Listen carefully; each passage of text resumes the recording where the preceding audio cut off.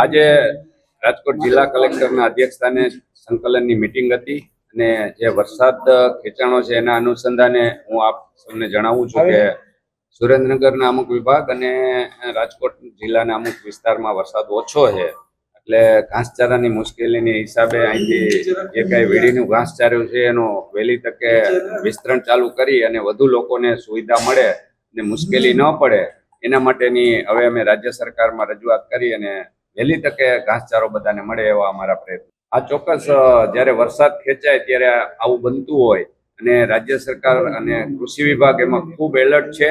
મારે જીતુભાઈ વાઘાણી સાથે પણ ટેલિફોનિક વાત થઈ, જ્યાં જ્યાં મુશ્કેલી પડે અહીંયા સરકારને આપણને સહકાર આપવાની તૈયારી પણ દર્શાવી છે.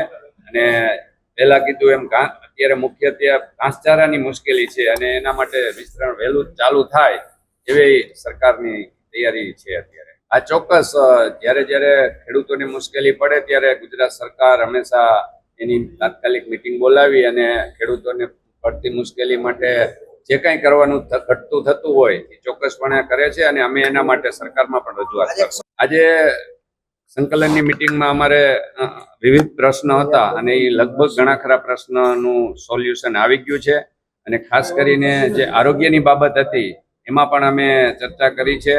રાજકોટ શહેરમાં અત્યારે અમારું નવું જે કોર્પોરેશનનું બોડી આવ્યું છે એને ખૂબ સારી કામગીરી કરી છે. સઘન ચેકિંગ અને એની તપાસ કરી અને જે કાંઈ ભેળસેળ કરતા હોય છે એ લોકો ઉપર દંડનીય કાર્યવાહી કરે છે.